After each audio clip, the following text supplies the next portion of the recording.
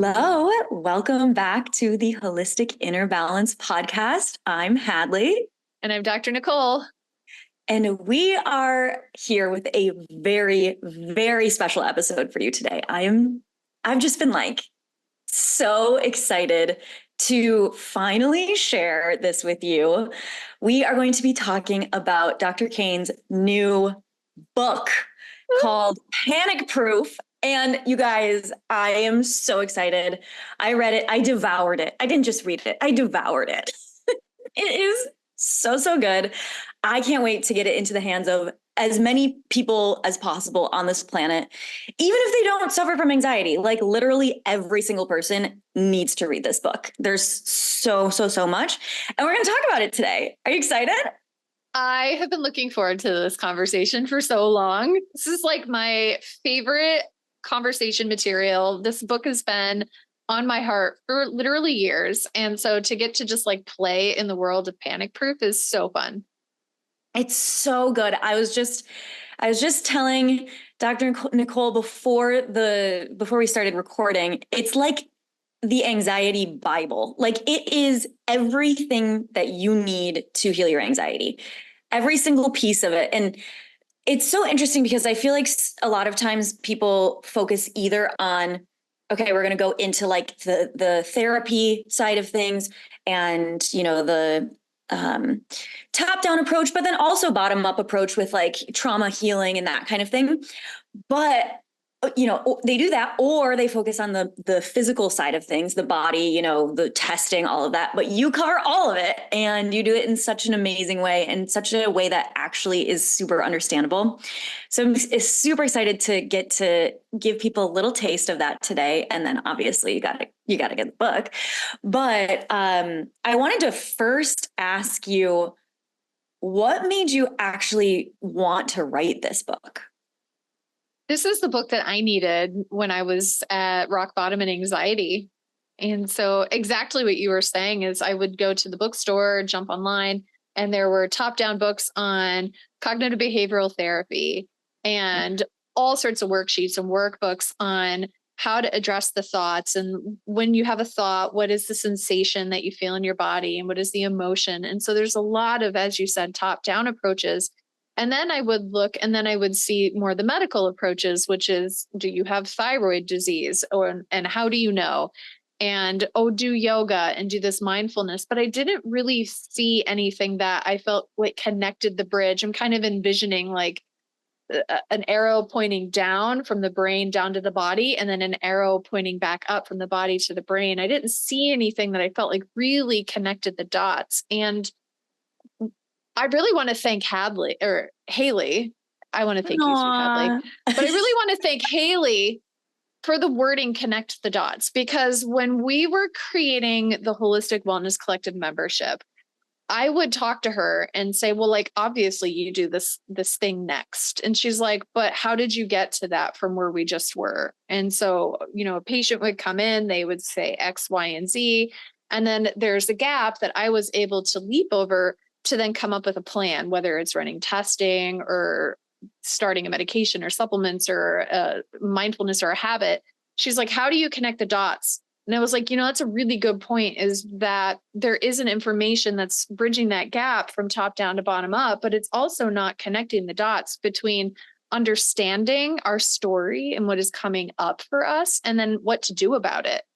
And I found that with my clients, I was just repeating myself constantly, and my clients would be taking frantic notes, but there were always gaps. And so then I started recording my sessions with them, and that was incredibly valuable. But I was like, what if I could just write this down, then it would be so much easier. So I started making tons of handouts.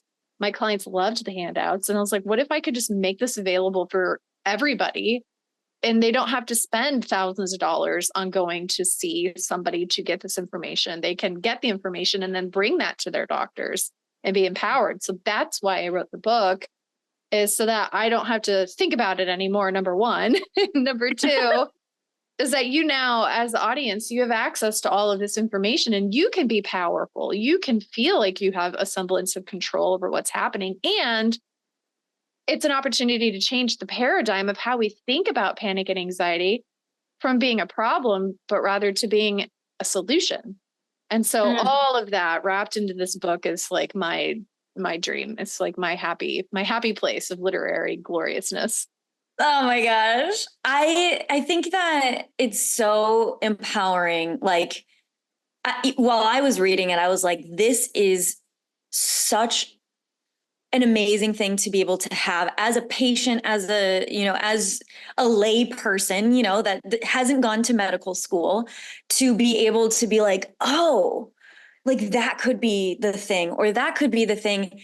And I think that we have this, obviously, this medical model that is so like, the doctor knows all and you should listen to the doctor. And like, the doctor might know a little bit more about health than you do, or a lot more about health than you do, but you know your body best. And so I think that this book is such a great tool for everyone to be able to see, like, this is what I've been experiencing, to feel seen, and then also to be like, and this could actually be why, and then be able to bring that to their doctor, rather than just being like, kind of like pounding our head against the wall and being like, I have this thing, you're not listening to me, you're not listening to me, or like, you're not pursuing this other avenue. Like, we can be the people, the empowered ones, to be like, could this be it? So I just, yeah, so just so good. I'm so glad that you wrote this book. Thank you. It feels collaborative too. I like the way that you said that, where, we can't expect our doctors to know everything. And in this Right. insurance-based economic system, unfortunately, they just can't spend the time with us that we are worthy of. And so if we Absolutely. can think about it collaboratively and do our own work, and then come to the table with like, okay, doctor, these are my assignments. This is what I was thinking. This is why. Can you help me again, bridge that gap, connect the dots so that we can work together? Because your doctor wants you to get better. You want to get better. You have the same goal. But I think my goal for this book is to help you get there and get there more quickly. Yes, yes. I can see that being the case for everyone who reads this book. I have not really struggled with anxiety much in my life. I, I have a lot of pizza and a lot of kaffa and not as much vata, and vata tends to be more of the anxiety, but like, I've had, bouts of anxiety for sure.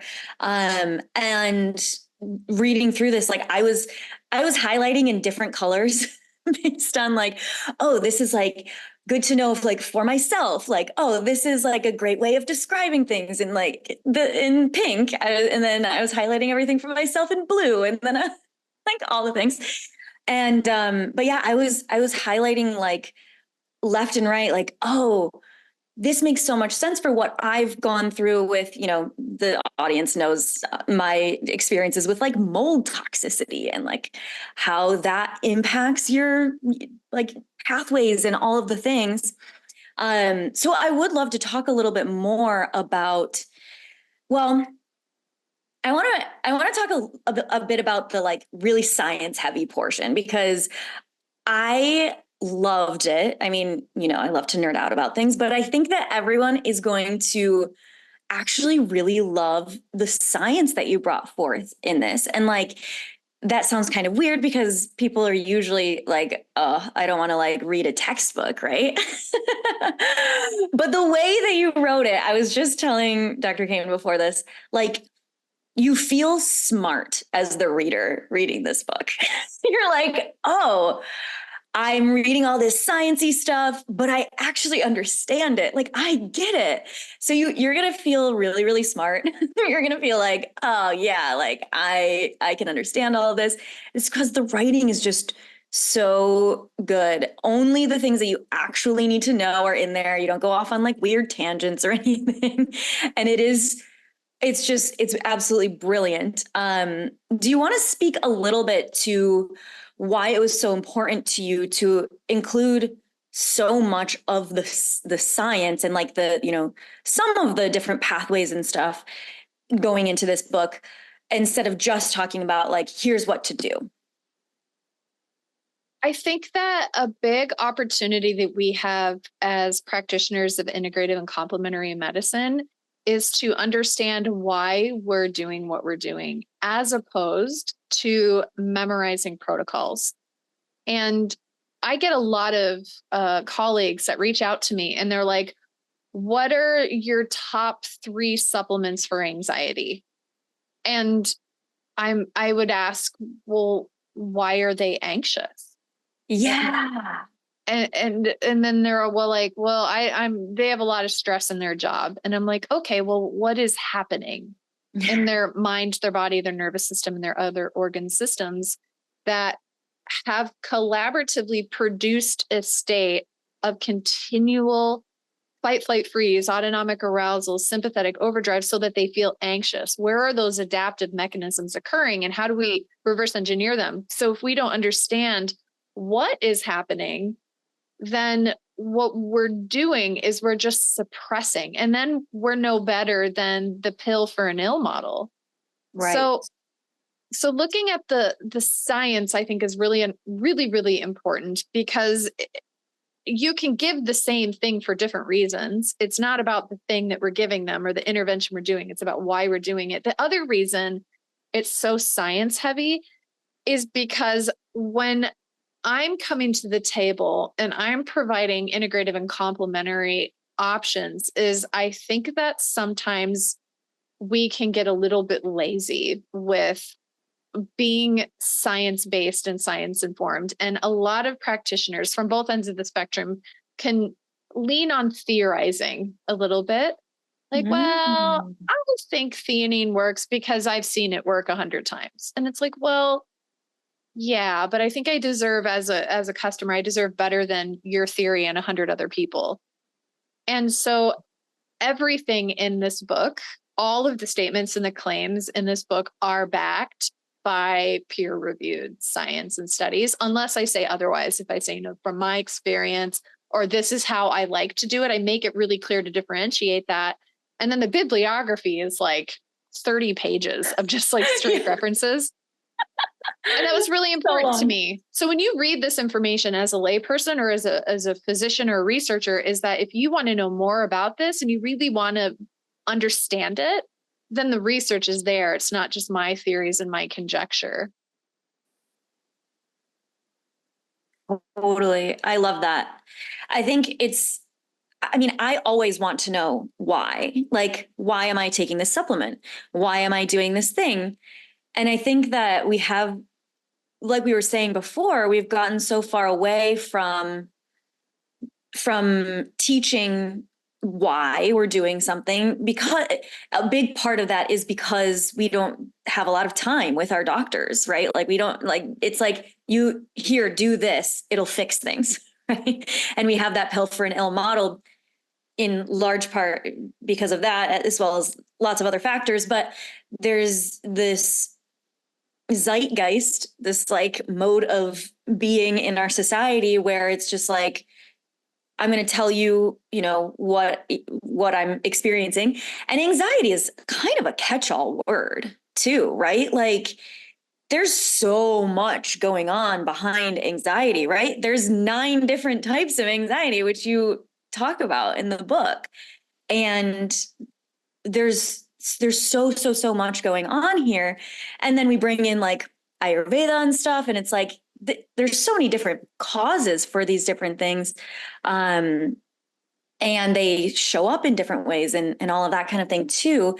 And so I'm curious about, and I don't want, we don't need to go into all of the different types of anxiety because we've done podcast episodes about each type of anxiety, but I'm really curious because you kind of open with that in the first part of it. You've got 3 parts of the book and you have everyone kind of take a quiz there.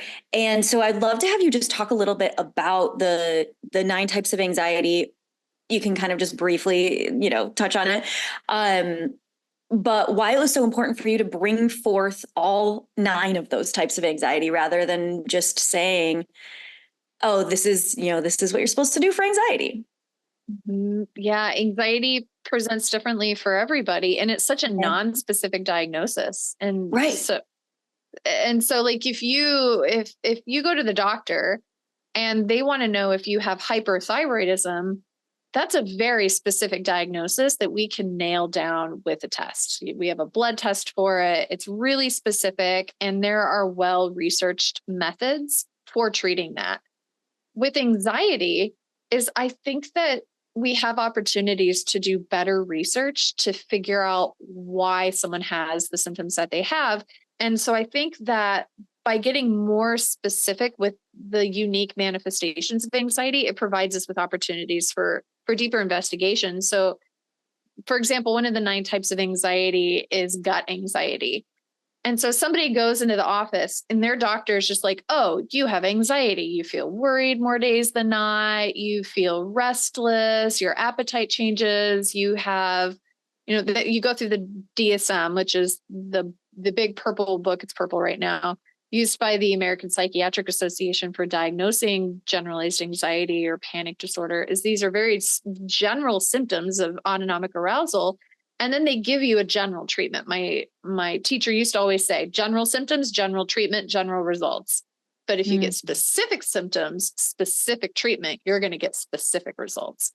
And so then gut anxiety, we're like, okay, so you have all of these general symptoms of anxiety, but now let's look at them in a little bit more detail.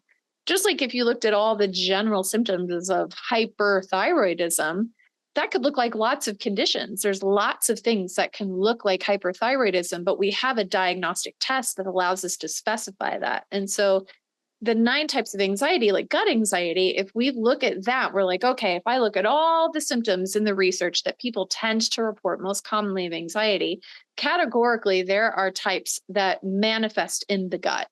And so if we see it's manifesting in the gut, then we have an opportunity to research what's happening with the gut, what's happening with the gut-brain axis, so that, people are talking about, is there a blood test for anxiety? And some researchers are trying to find one, but what if the anxiety is coming from an imbalance of the bacteria in your gut? Is that going to be found by the same blood test as anxiety that's coming from menopausal hormone changes? Probably not.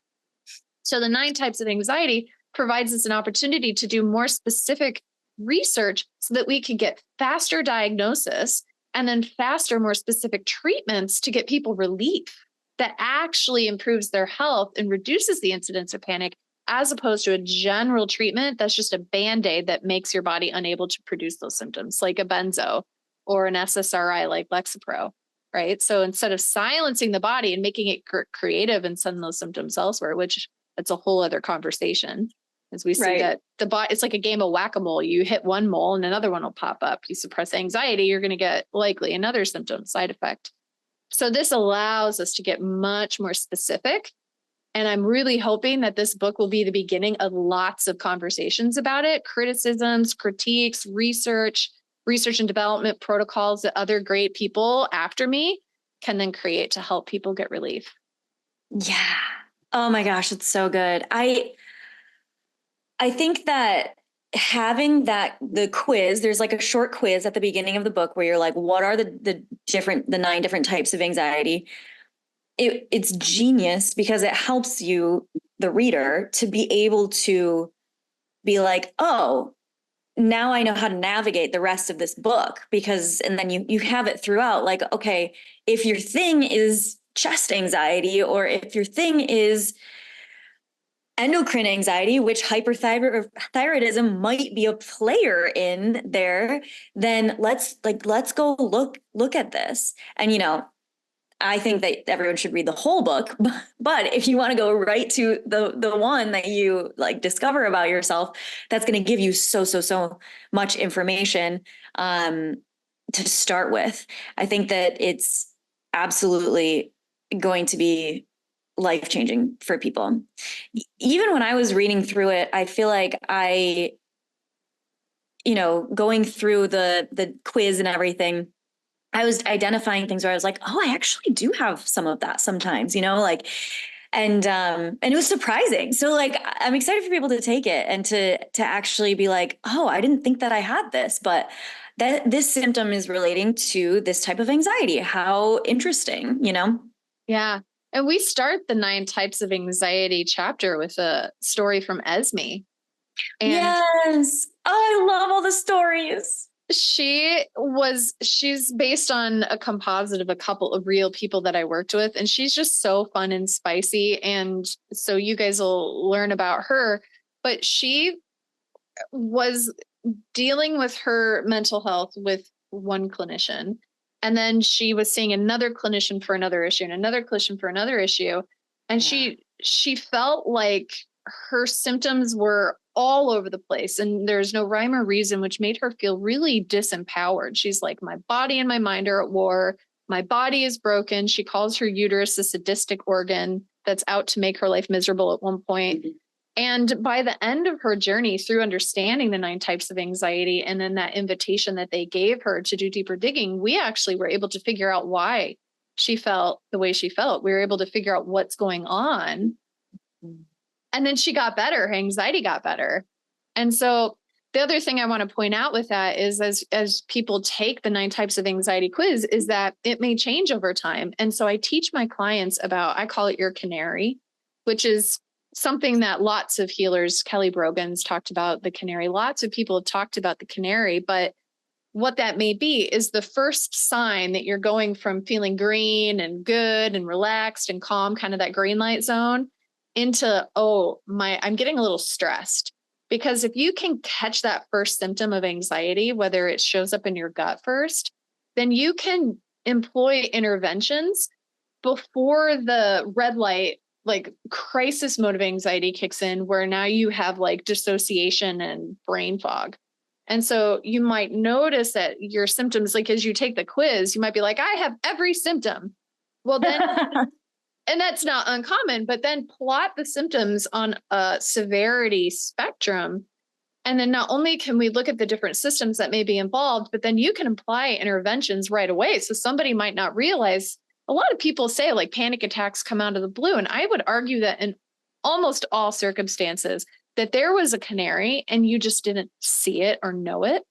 The body will whisper. And then if you don't hear it, it will have to shout. And so if you can look at those types of anxiety and know that it's just continual data about what's going on or what is absent that you need to be going on, then you can plot it and intervene early.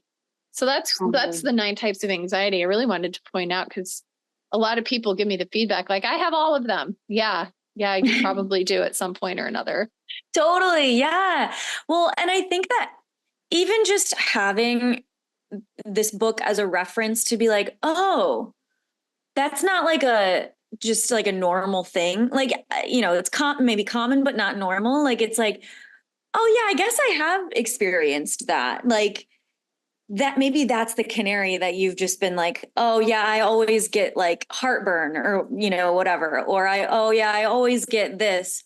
And I just, do what I need to do to like cope with it or manage it or whatever. And I love how you're like, at one point you said in the book, it's not called panic palliation, it's panic proof.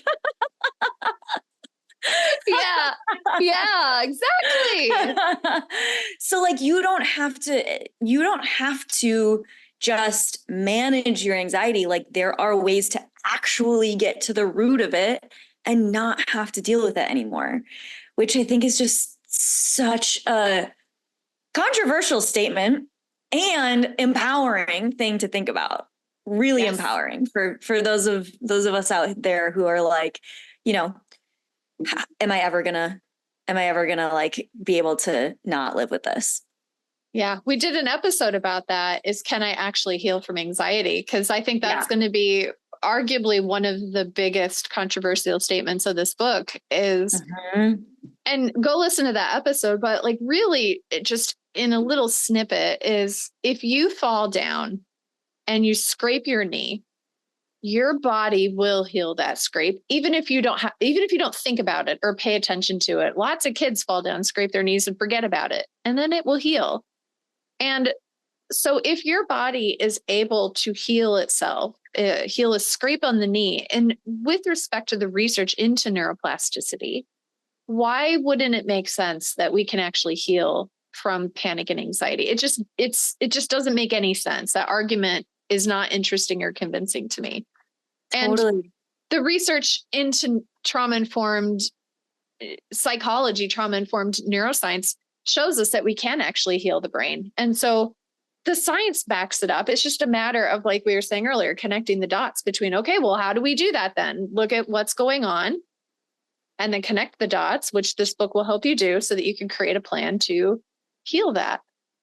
Totally. And I love that you are such a big advocate for looking to obstacles to cure, because I think that that is like, once people realize, oh, it's because of this other thing, it's like, I can't believe that I've gone this long without anyone telling me that it could be this, you know?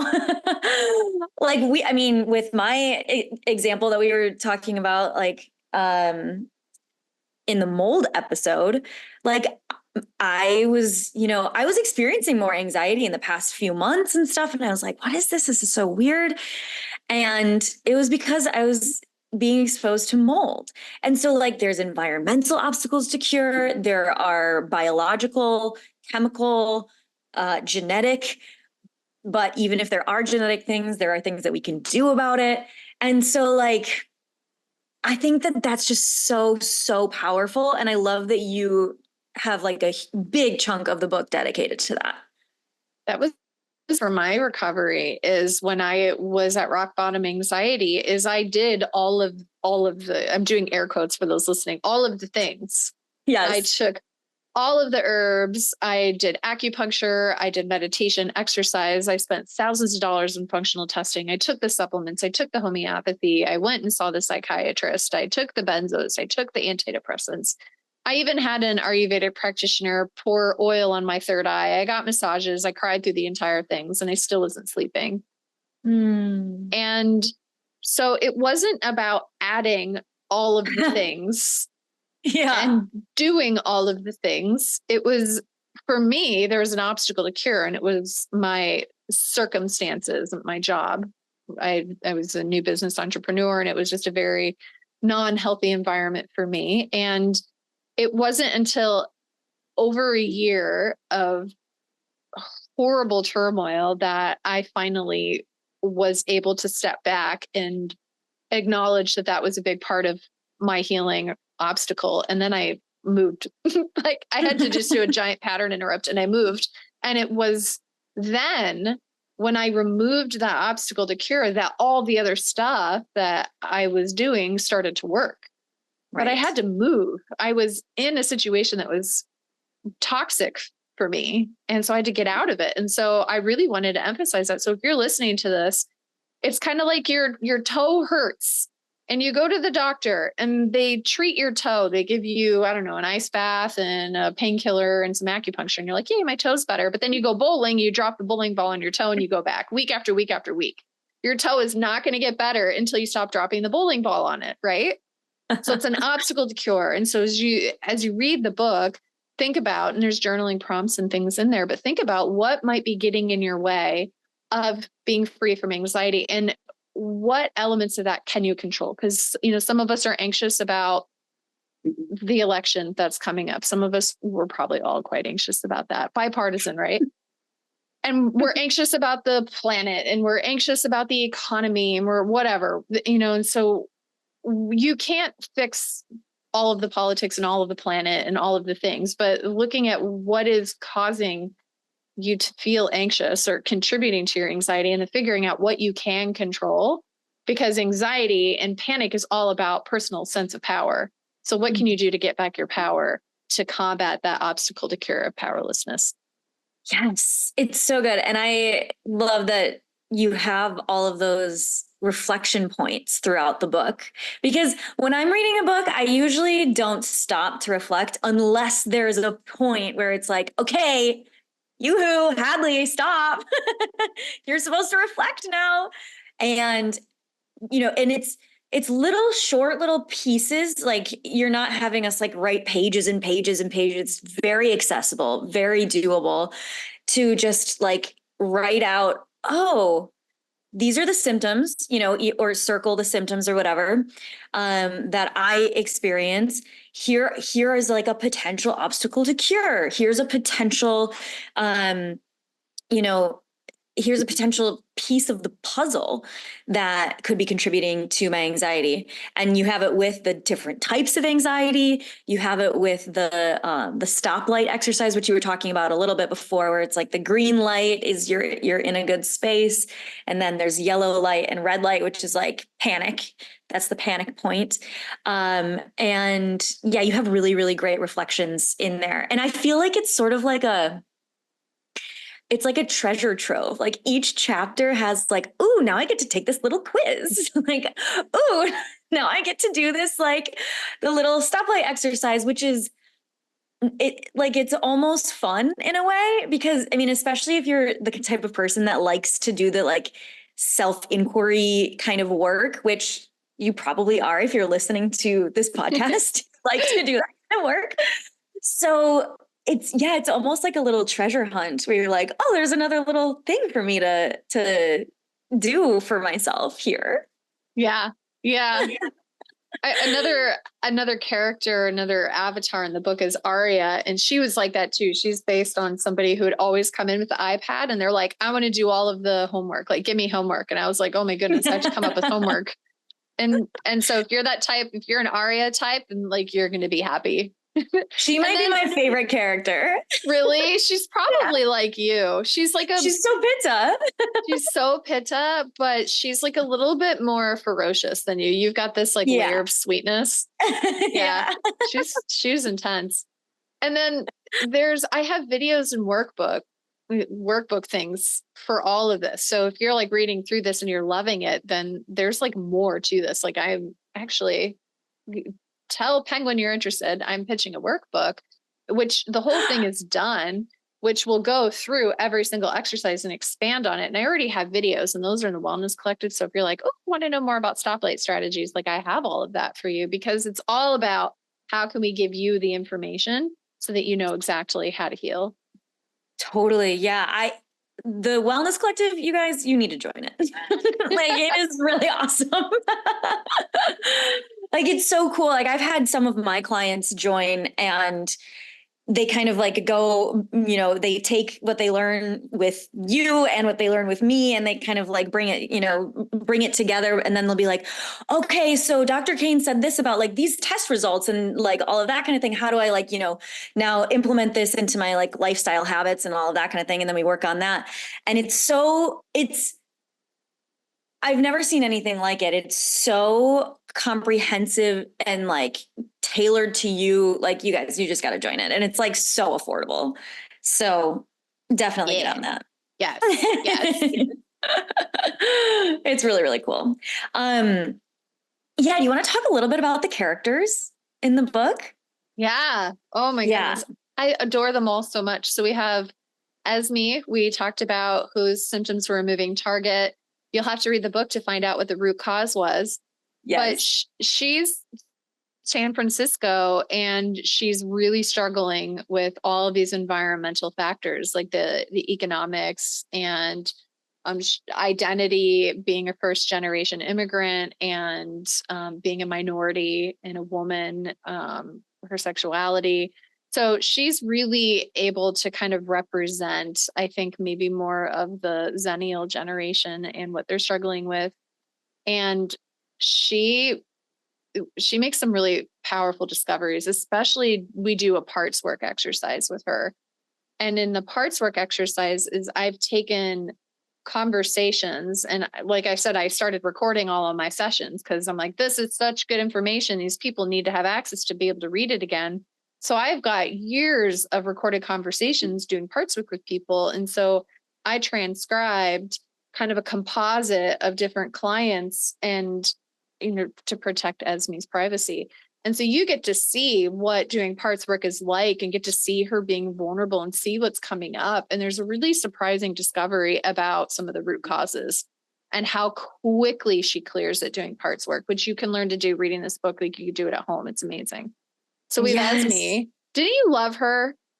I loved her. Also, I was like, while reading these conversations, I was like, wow, these are very specific. Like, I was wondering how you like remembered everything that happened in these conversations. And it's because you recorded them. I was like, these are so specific. Like, how does she remember? Like, oh, like she laughed at her own joke. Like, oh, all of these things that I'm like, wow, she has a really good memory. It's all excerpts. And so like, I have like 50 women over time that I have recordings with who there may be a hormonal component. And so our conversations about how they describe what it feels like. And so, okay, I'm going to take this piece from this person who said these words. And then I feel like this person had an aha that was articulated really well. And so I do want to put in the disclaimer that all of these avatars are composites of real people. And so if you're like, oh my gosh, this is my sister Susan, it probably isn't. I tried to make them relatable to a lot of people, but they're not. Esme's not one person. Right. Well, and that's what I was going to say. They're super relatable. Like if you're experiencing something like a gut anxiety like Matt, or, endocrine anxiety, like you will relate to their stories. It's really, really, really cool. So yeah. Tell us more. Tell us more about the character. What are some of your other favorite characters? Matt. I love Matt so much. Matt first came into my office many years ago, and the biggest thing was getting Matt to come in person. And when he did come in person, he was covered in cologne from head to foot. And so you'll read in the story why that was. And so his main thing was agoraphobia. He was afraid of going out in public. And in his story, we talk about the gut, we talk about trauma. He is so darling. And with him, we talk about benzodiazepines and how for him, they were quite life-saving until he had the resources to figure out what his symptoms were telling him needed healing and how to heal it. So it was like a life raft that got him into my office. It was a life raft that kept him afloat so that he was able to actually heal. And his story is so beautiful. So I can't wait for you to hear more about Matthew. And as you said, gut anxiety. Yeah. Yeah. I think that I love how you talk about benzos and SSRIs and different medications and stuff in such a nuanced way too. Like these things are not bad. Like it's not bad to do like a not quote unquote not natural path. It's just that, is it serving you? And if it's not, then it can be that life raft for a little bit, just like our coping mechanisms are. Just like, eating ice cream on the couch was our life raft for a little bit, and now it's not serving us, right? Same thing, right? Yeah. And I love that you speak to that in such a nuanced way where it's not like you're not like pro or anti really anything. You're like, any of this can be helpful. Yeah, I sound like Switzerland. Well, Switzerland is my favorite country, so there you go. It's quite beautiful. I love Switzerland. Pretty. Yeah. But I really appreciate you saying that, because that's the heart space I want to go into it with, is that we're all, honestly, in the end, we're all really just doing the best that we can with the resources that we have. And that if we can have radical empathy and radical compassion and radical acceptance with what happened to us, what didn't happen to us, and where we are right now, then you're halfway there. And not feeling that you're at war with the doctors or the medical system or the things that you can't control, or thinking about like, gosh, I wish this doctor, when I went into college, I had 6 prescriptions and it made me sicker. And yet my doctor and my parents were doing the best that they could. And now I know how to do better, but it's my responsibility to acknowledge that, accept that, and then to make different choices going forward. Because if I hold on to that resentment or that anger, then that will serve as an obstacle to cure for me moving forward. And I don't mean to like be enabling of continued problematic patterns, but rather like, where can I learn from something, take my power back, and then make choices going forward? And I think that having that acceptance of, okay, I feel a lot of people contact me and they're like, I feel so much shame. I'm on a benzodiazepine. And I'm like, that's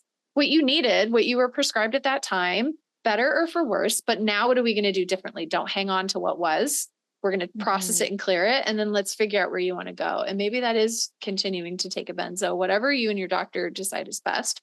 But maybe that also means putting a semicolon there and getting off of the benzo, in which case I'll help you with that. In this book, you could bring it to your doctor. Yeah. Oh my gosh, I love that. And I mean, even what you were saying earlier on in the conversation, where you're talking about how your obstacle to cure was this environment that was toxic for you. I like that you had that little piece in there, because it's not to say like these people were toxic and they're just like energy vampires and all that. Yeah. It's just like this was an obstacle to cure for me. I had to remove myself from there for me. And we don't have to blame and shame our past selves or the other people or whatever.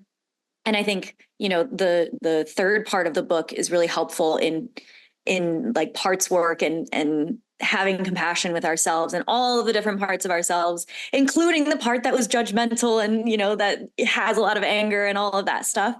And once we are able to feel it all and let it go, that's when it won't hold us. It won't be another obstacle to cure, basically. Yes. Yeah. And Yeah. Jenny discovered that, Jenny had a lot of stress and trauma with her mom. Yeah. Oh my gosh. Yeah. She had a lot going on with her mom. She was in a terrible car accident. So she had this adaptation that was stored in her mind, body, nervous system, and other organ systems that kept her in a state that would prepare her and protect her from continuation of those developmental difficulties being with her mom, that relationship being really challenging. And then when she moved out of that, the symptoms were sticky and it was like she was stuck in the past. And I refer to this a lot as the sticky factor. So it's like we go through things, but do we go through it? So it's sort of like you live in the UP in northern Michigan and it's very cold. And so you put on a big fluffy warm coat and then you migrate to San Diego where it's nice and warm. So adaptations in the mind, the body, and the nervous system and the other organ systems will be like putting on a warm coat in the UP where it's cold and then taking that coat off when you move to San Diego. And it's the same thing as our bodies, our amygdala will look at our environment and decide that it's dangerous. Mom is tumultuous. Dad is absent, or in Esme's case, violent, right? And so my amygdala is going to produce a pathway that activates the autonomic nervous system. So now you have cortisol releasing so that you can fight, flight, freeze, flop, fawn, fracture, whatever that F6 is that you meet in the book. And then when you leave that situation and you no longer are needing to be in that warm coat of autonomic arousal or that cortisol production, then later that stickiness of that symptom, that adaptation becomes a problem. It's like moving to San Diego. Now you're hot. Now you're sweaty and the coat's too much. And so we want to look at our symptoms over time and identify where they may be stuck, where they may be sticky. And then have compassion for the past, but then de-stick ourselves from the past. I love that. And it relates to what you were saying about, I don't want to enable like behavior that is problematic, but it's not about the other person. It's about freeing yourself. Right. And then the same goes for freeing ourselves from whatever sticky situation we were in or whatever coping strategies we had that are now like a down coat in San Diego. Although I feel like you would wear a down coat in San Diego. Yeah, maybe that wasn't Arizona. It's like 120 there. Yeah, right there you go. Yeah. Yeah, it's hot. You guys, Dr. Kane comes to San Diego and is cold here. Every time I go to California, I have to buy a sweater or a coat. 'Cause I like always forget. It's so cold, actually. Oh my gosh. I love it. You're a desert girl. I am. I love the desert. 120, I'll take it over anything like under 70. Can't handle it. I know. I need it to be like in like low 70s is my ideal. That's your pitta. Yeah, No you can higher. handle it. Yeah. Yeah. So funny. Oh my gosh, so good. Okay, so is there anything else that you feel like you want the audience to know about Panic Proof and about, well, yeah, anything you want them to know about Panic Proof and any message that you want to leave the audience with? The third part of the book is really fun because I give you my best recipes. And so these are recipes that I've been using for over a decade that actually really, really work. And so all of the recipes are there. So what happens as you work your way through the book is I give you every single step to create what I call your panic proof protocol. And in the back, it's a tongue twister. It's a tongue twister. Panic proof protocol. Say that 10 times fast. I love it. I love the alliteration. Yeah. I know. So I love these alliterations. And so as you go through the book, you are going to finish the book and you are going to have your own protocol. And that protocol is going to include habits that you need to incorporate, supplements that may be valuable for you. I teach you how to formulate your own herbal tinctures. Yes, I loved that. Oh my gosh, it's so fun. And so you have chest anxiety, your supplement protocol may be different versus if you have gut anxiety. And then if you have pitta chest anxiety, that's going to be different versus if you have kapha chest anxiety. Or if you have endocrine anxiety, you have like no iron in your body, you're not going to get better on any protocol unless you get your iron back up. And so there's protocols for endocrine anxiety in there. And so it's not only just like meeting these amazing characters and learning all this incredible science, but it's actionable in that you're going to get a step-by-step guide to walking away with your plan. So you know exactly what to do. And then if you want more and you need videos explaining it, or if you have questions, then I have tons of resources for you. And you can find me on Instagram or in the membership. Hadlee and I are here doing this podcast. We get into all this stuff in more detail. So if you're like, oh my gosh, anger anxiety is like my thing. And that's, you only have, 10 pages on anger anxiety. I want more. Like we have that for you in the podcast. So my goal is that you buy this book and whatever they sell it for, like $20 or something, whatever the bookstore sell it for, that you walk away with knowing exactly why you're anxious and what to do about it, and that you get better, and that you give the book to your friend, or better yet, have them buy it so that the publisher will let me write more books because they want to make money. Well, and so they can fill out everything and really you gotta write in it. Yeah, totally. Well, and it's so cool how you weave the kind of it's not necessarily a workbook, but you weave those, those inquiries, and there are places to write in the book. So it is a little bit like a workbook, which I really appreciate because I actually really like writing in my books. So you have that throughout. And then at the end, when you're having the reader fill out, okay, what is my protocol? You're like, okay, go back to this page. This is what you wrote here. And you can kind of copy that over to really inform the next steps for you okay, now these are kind of the supplements. These are the different, the different habits, all of the different things that you can do based on what you wrote before. And so it just weaves it together so seamlessly. And yeah, by the end, you're like, I'm an expert on my anxiety. I know exactly what needs to happen next. And you're like, now I got to do this, this, and this. And you're good to go. Yes. And you can do more testing. And you also really, really write out everything that they need to know about testing too, which I think is so valuable. I think a lot of times that part gets kind of skimmed over, and it's talk to your doctor.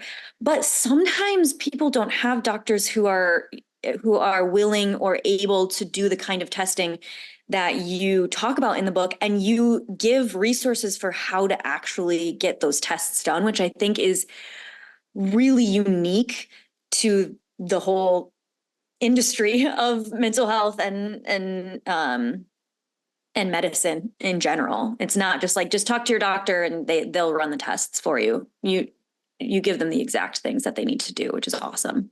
And there's a secret link in the book to a link on my website that isn't just findable on my website. So when you get the book, I'll tell you where the secret link is. And when you go to that URL, you are going to find links to every single bundle. You're going to find links to every single test. You can order your own tests. I advise that you bring your test results to a doctor to help you understand them, but you can order your own tests. And so I show you where you can order them from, and that's going to continually be updated. So this book comes out in 2023.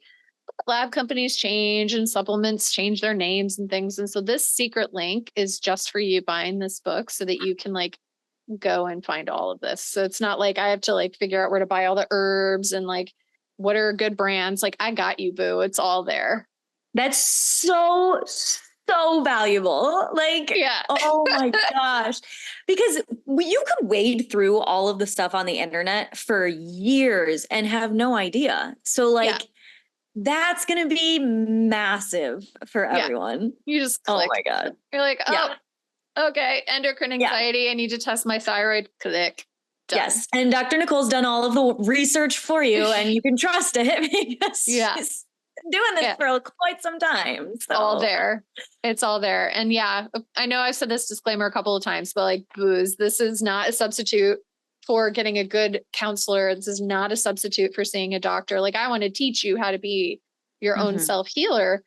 And this isn't medical advice. Like, that's the disclaimer in the book. So work with your doctor, empower your doctor to be the best advocate and ally. They might help you see blind spots. And sometimes it gets a little complicated. You just want to make sure you have someone you trust who's got eyeballs on you. So yes. Right. And you do say, talk to your doctor, but you say it in a different way that most people say it. You say, talk to your doctor about this thing that could be the thing, instead of being like, with testing and stuff, talk to your doctor about that. Like, just kind of like, here you go. You're like giving the actual like possibilities for what to talk to the doctor about, which is so important. Yeah. Like what kind of magnesium test is an accurate one? So if you just ask you say, well, test your magnesium, and your doctor's like, and they just circle the first one in the lab slip, that might not be the one that gets you what you need. So I'm really specific. So thanks for noticing that too. Oh yeah. Oh my gosh. The book is absolute genius. Like, so excited for everyone to read it. It's so good. Yeah. Oh my God. Yeah. And you give all of the resources and stuff in there too. So if there's ever like, I want to know more about, endocrine anxiety or whatever, like you give the exact place to go and everything. So it's not like people are like, what do I do now? Like, you actually have the links and stuff in the book too, which is really helpful.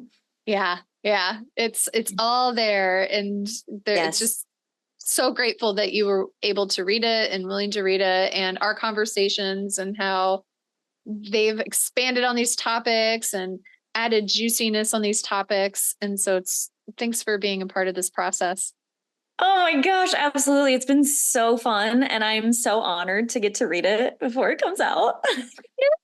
Yeah, it comes out October 8th. And so just a pitch for the book is that earlier orders are better. It tells the publisher that people want it. It tells the bookstores how many to order. And so it really means so much if you can pre-order the book. And so we'll make sure to include the links in the show notes. I have a website dedicated to this. So it's panicproof.com.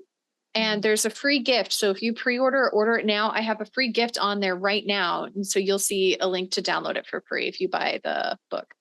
Oh, so you can download it right now. So you don't even have to wait until. You don't have to wait. You can get it right now. Yeah. And so, but yeah, please pre-order it. And then you're going to get your beautiful copy. And it's so pretty. You're going to get your copy in the mail.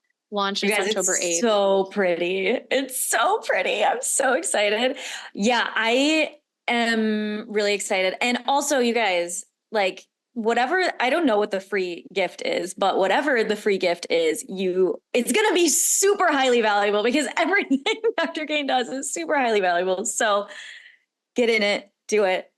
Pre-order the book. Pre-order it for like buy it for all of your friends, like anyone that deals with anxiety or that deals with anything else, any other like I mean, you talk about depression in the book too, like and I mean because it's so intertwined and there's so much anything with mental health, but also there's a lot of value with lots of other health conditions and stuff in there too because it's all interconnected. It all goes together. So yeah, Yes. buy it It for all all your goes. friends, all Yes, your family please. members. Yeah. Start a book club. It's going to be amazing. We should make book club questions. Ooh. Ooh, definitely. Yeah. That would be really good. Good inspo, Hads. Yeah. Yes. All right. So Start good. your book club. Start your book club, everyone, and we'll get you some book club questions. Yeah. Thanks for the interview. This is such a fun conversation. And all y'all, thanks for being a part of this. Couldn't do it, wouldn't be here without you. Yes, it's been so fun to be able to talk about all of the concepts, in these podcast episodes, but to see it all just like in one place and just so well mapped out and everything. I'm blown away. So thanks for telling us all about the book, and everyone go ahead and pre-order it. Yay. Thank you. See y'all later. Bye, everyone.